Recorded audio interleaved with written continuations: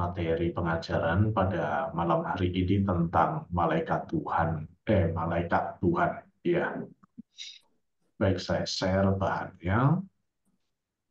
Malaikat yang tugas pokok antara lain dari beberapa tugas dari malaikat adalah membawa pesan sebagai utusan. Nah, dari bahasa Yunani dalam kitab suci bahasa Perjanjian Lama, malaikat ini disebut biasa dipakai dengan kata malaik, ya, maka bahasa Indonesianya itu malaikat, itu bahasa Ibraninya itu malaik, dalam bahasa Yunaninya angelos, ya. Sebenarnya artinya itu utusan. Arti asli dari malaikat di sini menurut kata asli yang dipakai itu berhubungan dengan dia yang diutus oleh Tuhan. Nah, sering dipakai malaik Adonai atau Elohim, malaikat Tuhan atau utusan Allah, ya. Kita sering menemukan itu dalam Perjanjian Lama. Dan intinya ini malaikat ini diutus untuk menyampaikan pesan. Ada yang diutus untuk melindungi dan menuntun umatnya. Nah, baiklah kita lihat secara lebih detail. Nah, seperti apa malaikat itu? Kita lihat dari 2 Samuel bab 24 ayat 16. Ketika malaikat mengacungkan tangannya ke Yerusalem untuk memusnahkannya, maka menyesallah Tuhan karena malapetaka itu. Lalu ia berfirman kepada malaikat yang mendatangkan kemusnahan kepada bangsa itu, "Cukup, turunkanlah sekarang tanganmu itu." Nah, di sini meskipun malaikat digambarkan dengan tindakannya yang negatif memusnahkan, rupanya ada malaikat yang membimbing, menuntun, tetapi juga ada yang diutus oleh Tuhan untuk memusnahkan. Nah, malaikat digambarkan sebagai makhluk yang nyata, berwujud, benar-benar ada, bukan khayalan, ya. Jadi benar-benar nyata, benar-benar berwujud. Lalu, kalau kita membaca dari Perjanjian Baru, kita menemukan dalam Injil Lukas bab 20 ayat 36, dikatakan demikian, sebab mereka tidak dapat mati lagi, mereka sama seperti malaikat-malaikat, dan mereka adalah anak-anak Allah, karena mereka telah dibangkitkan. Ciri khas malaikat, karakter malaikat di sini tidak mati, ya, mereka tidak mati, ya, eh, berhubungan dengan anak-anak Allah. Dalam pemahaman ini, tradisi gereja mengatakan bahwa malaikat itu makhluk ciptaan Allah, meskipun tidak ada penjelasan dalam kitab suci bagaimana Allah menciptakan malaikat. Dan sebagai malaikat, sebagai utusan Allah, malaikat selalu patuh dan tunduk pada perintah Allah.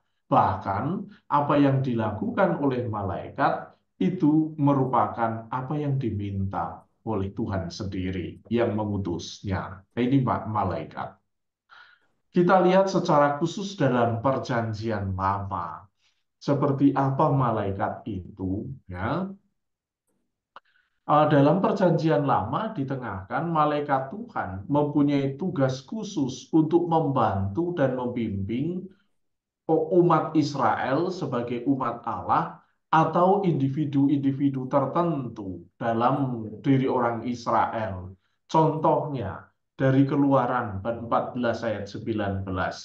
Kemudian bergeraklah malaikat Allah yang tadinya berjalan di depan tentara Israel, lalu berjalan di belakang mereka. Dan tiang awan itu bergerak dari depan mereka, lalu berdiri di belakang mereka. Nah, ini malaikat itu membimbing, membantu umat Israel dalam perjalanannya dari depan, dari belakang, dari samping. Nah, ini berpindah-pindah rupanya, ya.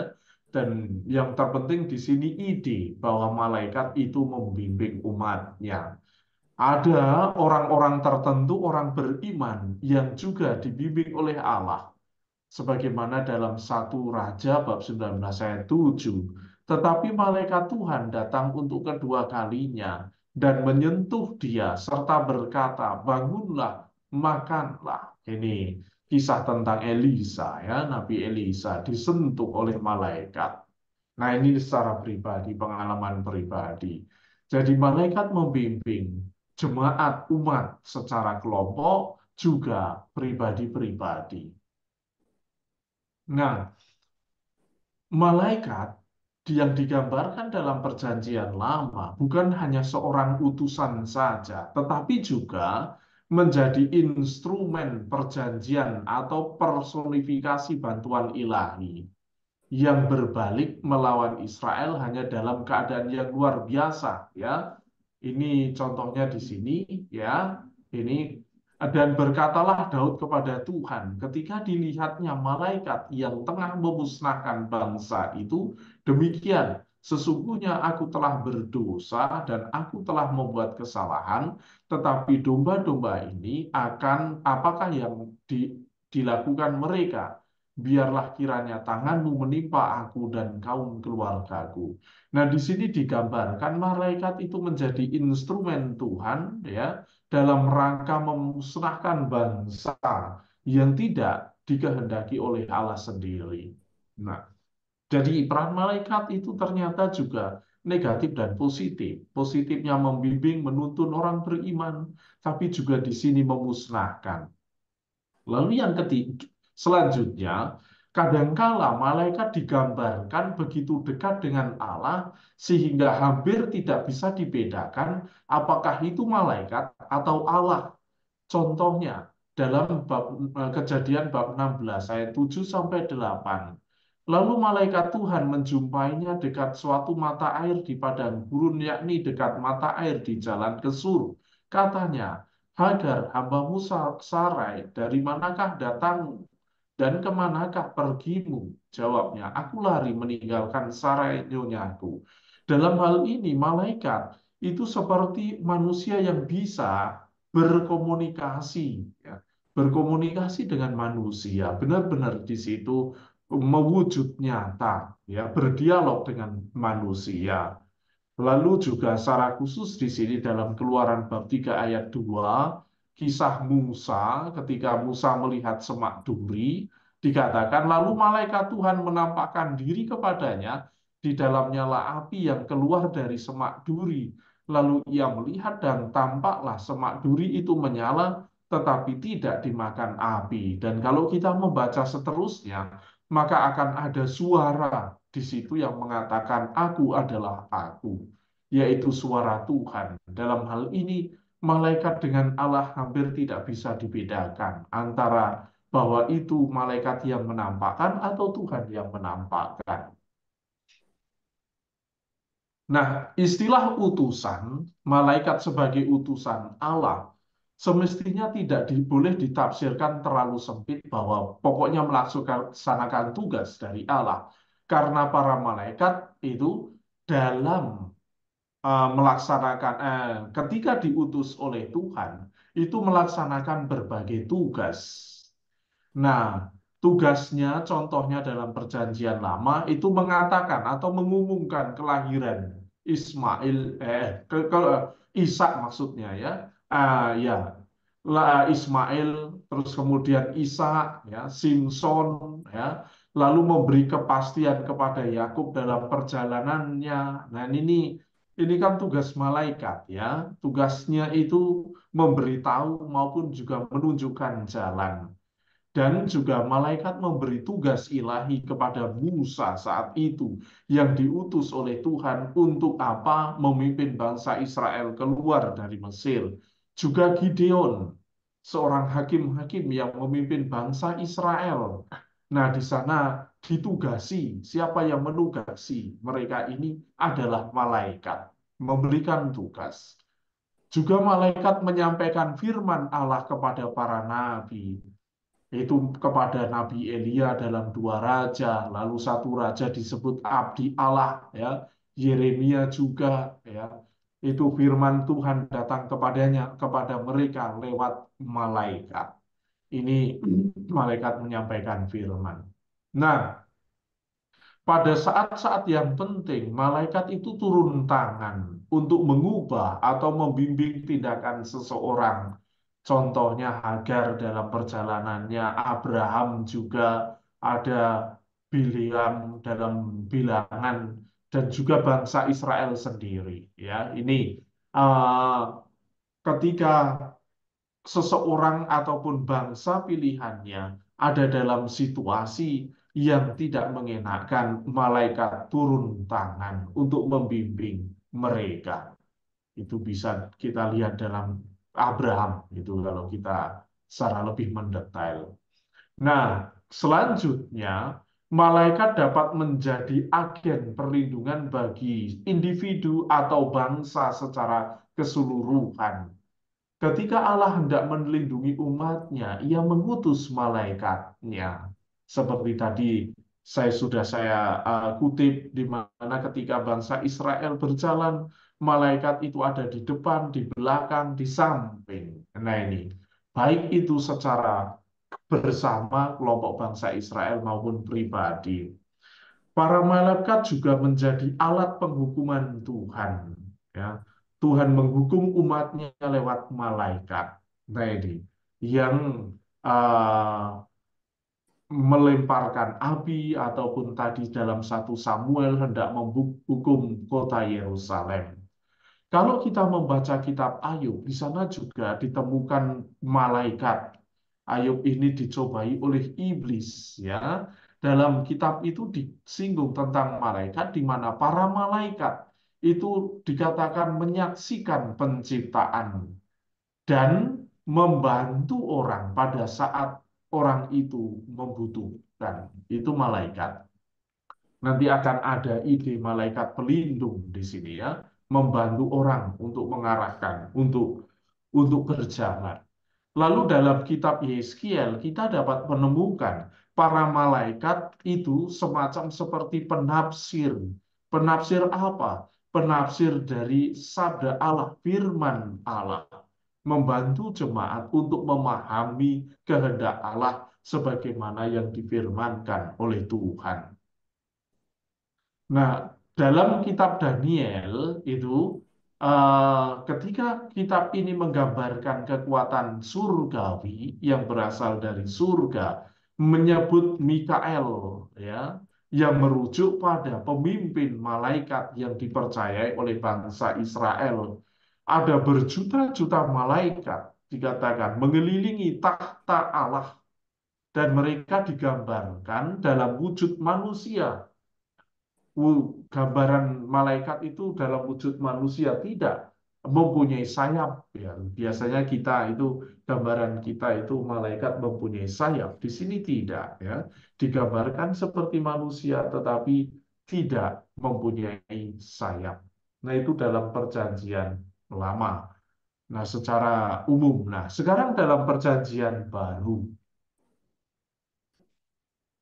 Nah, dalam perjanjian baru kita menemukan bahwa malaikat itu lekat dengan utusan ilahi dan wakil surgawi. Dalam kitab Ibrani, kisah para rasul, bahkan surat Paulus mengatakan itu.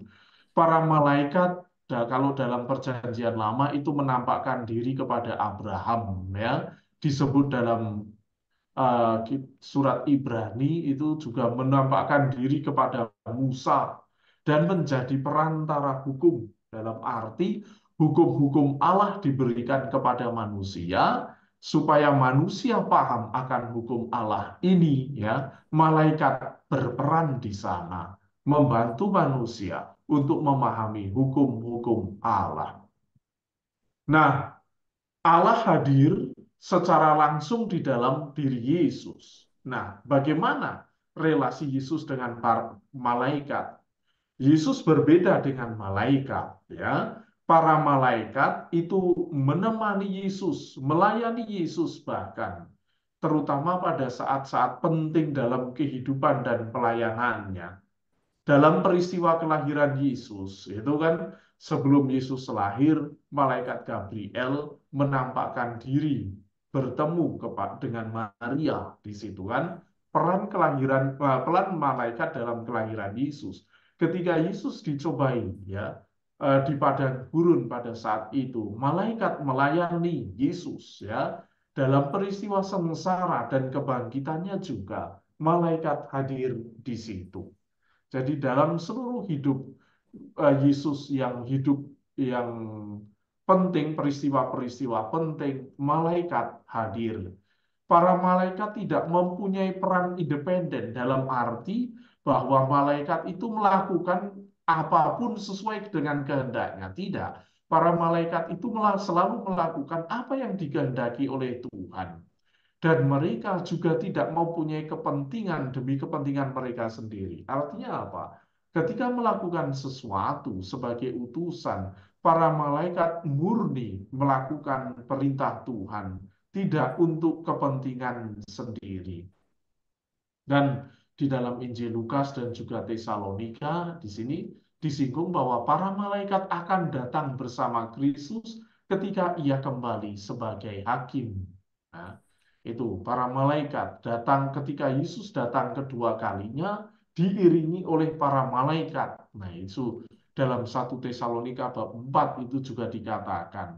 Dan para malaikat yang mengiringi Tuhan yang datang kembali itu dipimpin oleh malaikat agung, penghulu malaikat, dan para malaikat tersebut itu meniupkan sangkakala. Nah, itu memeriahkan kedatangan Tuhan Yesus yang kedua kali. Sementara dalam kitab Wahyu, para malaikat hadir dalam peristiwa akhir zaman, ya, digambarkan dalam bahasa penglihatan. Tapi sebelum itu baiklah kita lihat ya bahwa malaikat juga mendampingi gereja dalam mewartakan Injil. Saat itu para rasul ya setelah Yesus naik ke surga, Yesus mengutus Roh Kudus untuk memimpin para rasul dan para rasul mewartakan Injil. Dan dalam pewartaan Injil itu, selain bahwa para rasul disertai oleh Roh Kudus, malaikat Tuhan juga mendampingi mereka. Nah, juga para malaikat menunjukkan kepada para rasul kehendak Tuhan ketika mereka itu bersaksi mewartakan Injil kehendak Tuhan yang mana. Nah, para malaikat itu menunjukkan. Dan juga para malaikat itu dikatakan menghukum musuh-musuhnya. Jadi seperti dalam perjanjian lama, sikap malaikat ini bisa positif, bisa negatif. Ya, positif membimbing, negatif menghukum. Nah, Yesus Kristus itu bukan salah satu malaikat. Ya, seperti tadi saya katakan, bukan malaikat. Kedudukannya dengan malaikat apa? Lebih tinggi. Yesus Kristus itu posisinya lebih tinggi dari para malaikat. Dikatakan secara jelas itu dalam dalam Ibrani bab 1 ayat 4 dan seterusnya. Nah, selanjutnya, kalau kita membaca surat-surat Paulus, di sana sedikit sekali kita temukan tentang malaikat. Mungkin Paulus tidak terlalu tertarik untuk berbicara tentang malaikat. Nah, akan tetapi ada hal yang menarik yang dikatakan Paulus ya. Sebagai rasul, Paulus tidak berada di bawah perintah malaikat. Bahkan menurutnya, lidah malaikat pun tidak ada artinya tanpa kasih. Nah, di sini malaikat digambarkan seperti makhluk ya. Paulus menggambarkan itu. Nah, bagus sekali pernyataan Paulus dalam bab 8 ayat 35. Dikatakan demikian. Sebab aku yakin bahwa baik maut maupun hidup, baik malaikat-malaikat maupun pemerintah-pemerintah, baik yang ada sekarang maupun yang akan datang.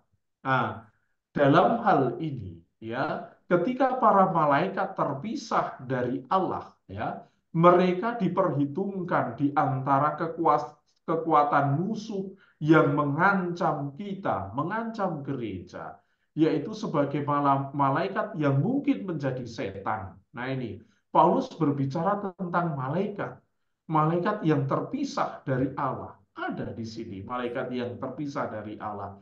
Nanti juga sama seperti dalam kitab Wahyu dikatakan ketika malaikat bertempur dengan naga, naga tersebut juga dibantu oleh para malaikat, ya. Sedangkan malaikat-malaikat dari pihak Allah dipimpin oleh Mikael. Nah, di sana. Jadi ada malaikat juga yang menjadi lawan Allah. Di sana disebut juga malaikat. Dan malaikat ini terpisah dari Allah. Nah, menurut Paulus, malaikat itu harus tunduk kepada Kristus karena posisinya ada di bawah Kristus. Sama seperti yang dikatakan oleh Paulus, semua makhluk gitu ya, bertekuk lutut di hadapan Yesus Kristus, bahkan juga para malaikat. Nah, sekarang gagasan tentang malaikat pelindung. Ini kan tradisi gereja Katolik yang meyakini akan adanya malaikat pelindung. Kita lihat pertama dari Kisah Para Rasul, bab 12 ayat 15. Kata mereka kepada perempuan itu, engkau mengigau, akan tetapi ia tetap mengatakan bahwa benar-benar demikian. Kata mereka itu malaikatnya. Jadi ini, ada malaikat digambarkan sebagai ya seperti manusia yang apa yang bisa membimbing seseorang. Nah, ini malaikat yang membimbing seseorang seperti manusia. Kalau kita ingat dulu itu tentang kisah Tobit gitu kan, itu malaikat sama seperti manusia yang menemani Tobit berjalan kemanapun dia pergi. Nah, ini.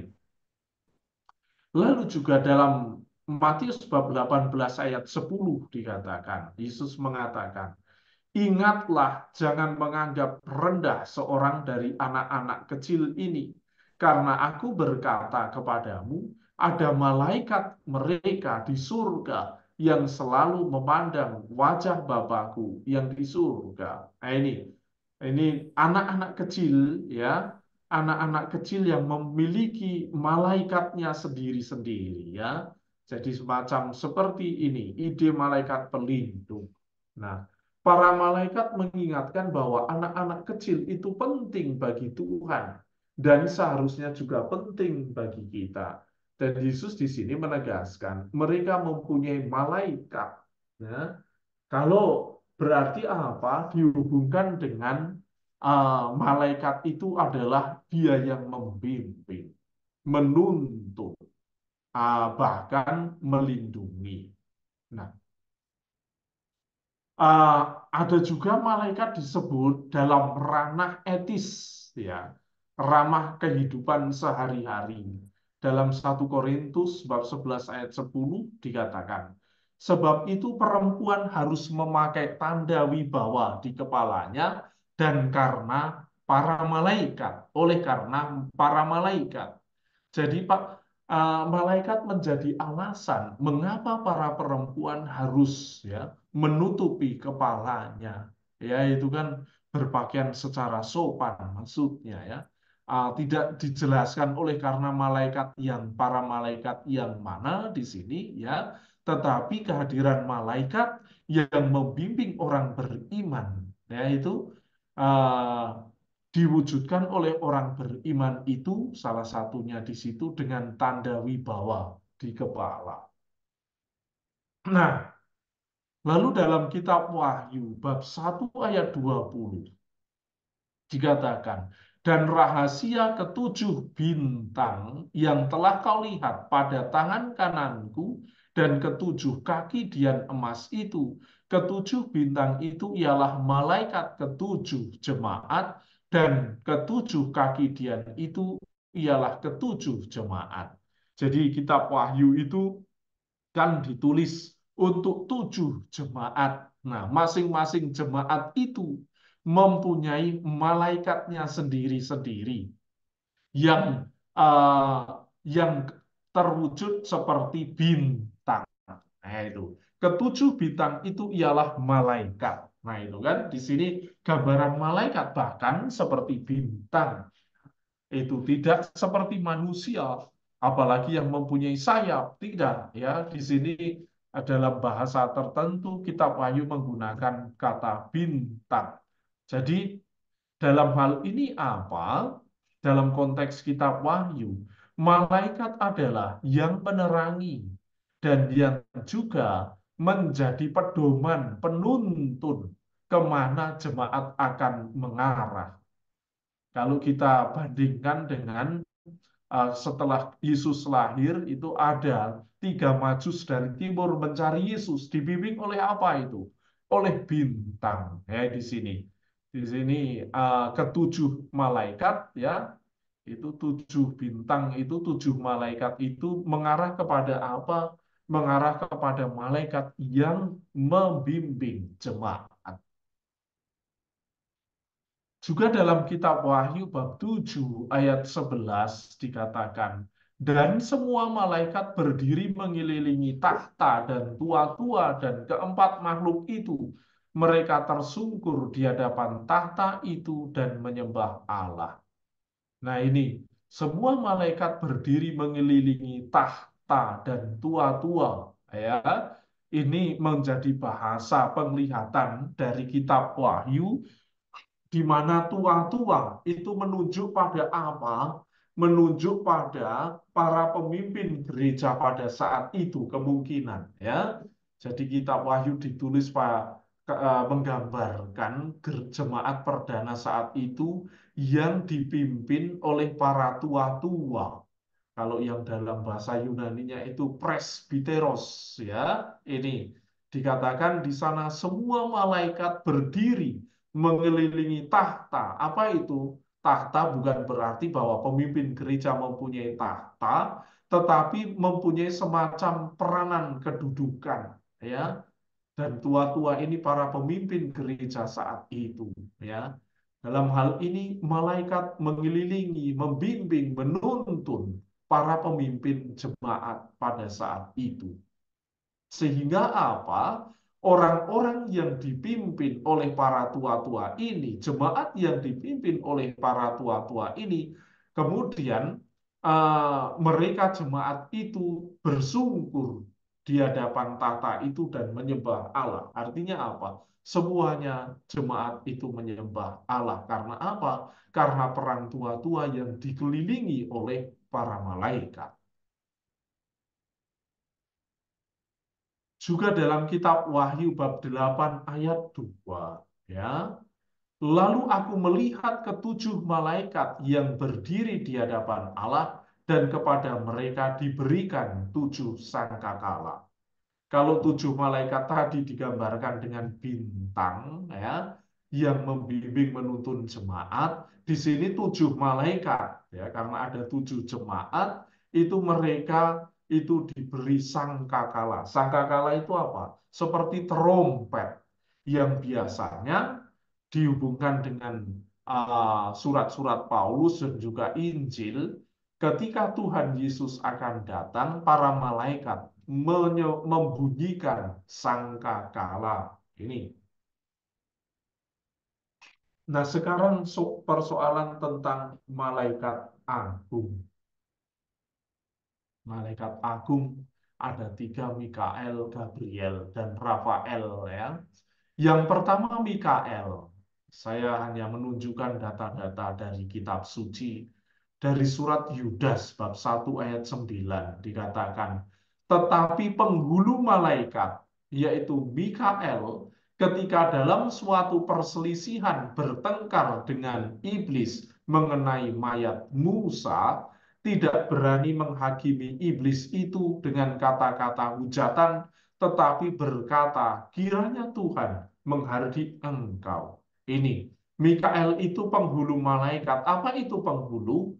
Ketua, ya, pemimpin para malaikat. Dan Mikael di sini digambarkan sebagai pemimpin dalam situasi peperangan, pertengkaran melawan iblis. Kalau Bapak Ibu sekalian membaca buku-buku katekismus ataupun membaca buku-buku penjelasan, ya, itu biasanya Mikael itu dijelaskan sebagai pemimpin malaikat yang membimbing umat Allah supaya aman ya di situ ya. Tapi dalam konteks kitab suci, Mikael digambarkan dengan situasi pertengkaran, peperangan di mana ia menjadi pemimpin yang melindungi umatnya. Itu juga dalam kitab Wahyu. Maka timbullah peperangan di surga. Mikael dan malaikat-malaikatnya berperang melawan naga. Dan naga itu dibantu oleh malaikat-malaikatnya. Jadi ada peperangan ya, peperangan di sana malaikat ya, Mikael itu mempunyai anak buah ya, malaikat lain lalu ada seekor naga ya yang juga mempunyai malaikat-malaikatnya. Nah, itu peperangan itu ada di mana? Di atas, ya, di atas sana. Nah, ini penglihatan kitab Wahyu, ya. Nah, lalu juga dalam Daniel bab 10 ayat 13, bab 12 ayat 1, itu Mikael dihubungkan dengan malaikat pemimpin yang menolong umatnya. Dan juga dalam 1 Tesalonika bab 4 ayat 16 itu disebut sebagai penghulu malaikat atau pemimpin malaikat yang berseru dan membunyikan sangkakala Allah pada saat Kristus datang untuk membangkitkan orang mati. Ya, itu. Jadi kebangkitan orang mati menurut Tesalonika itu kapan terjadi? Terjadi saat Kristus datang kembali ya, yang kedatangan Kristus itu didahului oleh apa? Didahului oleh para malaikat yang dipimpin oleh penghulu atau ketua malaikat, di mana mereka itu membunyikan sangkakala Allah, meniup sangkakala Allah. Ini. Lalu malaikat Gabriel, ya. Nah, malaikat Gabriel kita menemukan dalam Injil Lukas ya tentang kisah kelahiran Yohanes Pembaptis dan kelahiran Yesus. Di sana kita temukan. Jawab malaikat itu kepadanya, "Akulah Gabriel yang melayani Allah dan aku telah diutus untuk berbicara dengan engkau dan untuk menyampaikan kabar baik ini kepadamu." Ya, ini dikata Gabriel mengatakan ini kepada Yohanes ya, Elizabeth ya karena tidak belum mempunyai anak. Nah, di situ malaikat Gabriel itu malaikat apa? Digambarkan di sini seorang pelayan malaikat yang melayani Allah. Lalu dia yang diutus oleh Allah untuk menyampaikan kabar gembira. Ini malaikat Gabriel ya. Juga dan kalau kita membaca Lukas bab 1 ayat 26 sampai 38 tentang pemberitahuan kelahiran Yesus dimulai dengan apa? Dengan munculnya malaikat Gabriel yang mengunjungi Maria. Lalu malaikat Gabriel inilah yang mengatakan bahwa Maria akan mengandung dan melahirkan seorang anak laki-laki dan diberi nama Yesus. Itu. Apa yang dialami oleh Elizabeth dan Maria hampir sama ketika mereka bertemu dengan malaikat Gabriel. Gabriel memberi kabar gembira tentang kelahiran ya. Ini dalam sebelumnya itu tentang kelahiran Yohanes Pembaptis, yang kedua itu kelahiran Yesus. Kabar baik itu dalam bahasa Yunaninya itu Evangelion ya, Injil ya. Ini. Nah, sekarang Rafael. Nah, itu dalam kitab suci Perjanjian Baru itu tidak disebut secara jelas ya Rafael ya, tapi dalam tradisi gereja Rafael disebut sebagai Allah ya, sebagai salah satu ketiga malaikat agung ya, yang artinya itu Allah menyembuhkan. Nah, di mana di dalam kitab suci bisa kita temukan berdasarkan tradisi gereja Katolik ya, Kemungkinan Rafael ini ada di dalam cerita dalam bab Yohanes bab 5 ayat 1 sampai 4. Di sana diceritakan demikian. Sesudah itu ada hari raya orang Yahudi dan Yesus berangkat ke Yerusalem. Di Yerusalem dekat pintu gerbang domba ada sebuah kolam yang dalam bahasa Ibrani disebut Bethesda. Ada 5 serambinya dan di serambi-serambi itu berbaring sejumlah besar orang sakit. Orang-orang buta, orang-orang timpang, dan orang-orang lumpuh yang menantikan goncangan air kolam itu. Sebab sewaktu-waktu turun malaikat Tuhan ke kolam itu dan menggoncangkan air itu, barang siapa yang terdahulu masuk ke dalamnya sesudah goncangan air itu menjadi sembuh, apapun juga penyakitnya. Nah ini ada di dekat bait Allah ya, ada kolam Bethesda. Kolam itu airnya dari mana?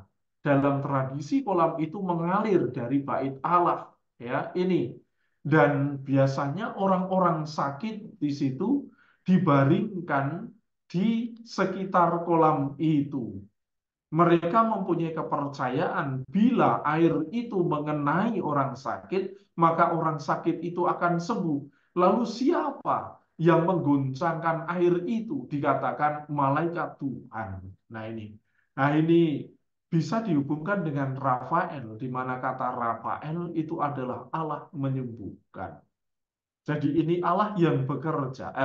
Rafael itu apa? Malaikat yang bekerja untuk menyembuhkan umat beriman. Nah, ini malaikat Rafael. Nah, sekarang malaikat versus iblis. Ya, ada malaikat, ada iblis. Kitab Wahyu tadi itu ada kelompok Mikael dan para malaikatnya, ada naga dan malaikatnya. Naga ini menjadi simbol juga iblis ya pada saat itu ya dalam kitab Wahyu. Nah, dalam hal ini kita menemukan dalam kitab Zakaria bab 3 ayat 1 sampai 2. Kemudian ia memperlihatkan kepadaku imam besar Yosua berdiri di hadapan malaikat Tuhan, sedang iblis berdiri di sebelah kanannya untuk mendakwa dia. Ya ini. Lalu berkatalah malaikat Tuhan kepada iblis itu, Tuhan kiranya menghardik engkau, hai iblis. Tuhan yang memilih Yerusalem, kiranya menghardik engkau. Bukankah dia ini puntung yang telah ditarik dari api? Nah ini ya, jadi malaikat pun itu ketika berhadapan dengan iblis ya, itu tidak dalam mengusir, mengalahkan iblis, malaikat itu menyebut nama Tuhan yang mengutusnya. Tuhan kiranya menghardik engkau, hai iblis. Bukan malaikat mengatakan, aku menghardik engkau. Tidak. Disinilah malaikat secara nyata, meskipun berhadapan dengan iblis, malaikat itu merupakan utusan Tuhan, sehingga di hadapan iblis tetap nama Tuhan yang menjadi yang diutamakan oleh malaikat itu dalam rangka mengalahkan iblis. Nah, itu gambaran malaikat versus iblis. Dan di sini malaikat berhadapan dengan iblis dalam bahasa Ibraninya, iblis itu Satan ya. Jadi kalau kita melihat ya membaca juga kitab Ayub itu sebenarnya apa sih eh,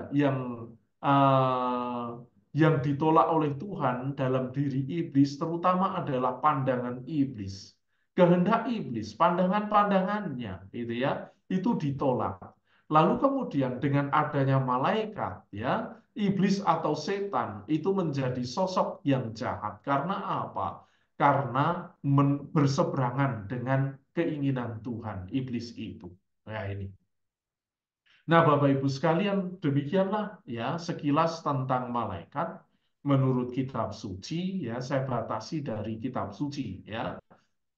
Belum dalam tradisi-tradisi gereja ya, dalam uh, mungkin juga pengakuan iman gereja yang lebih dalam tradisi. Saya tidak belum memberikannya. Saya hanya terbatas memberikan dari kitab suci. Nah, demikianlah Bapak Ibu sekalian, ajaran kali ini tentang malaikat. Terima kasih, Romo Marmidi. Sungguh pengajaran yang sangat lengkap ya, karena disertai dengan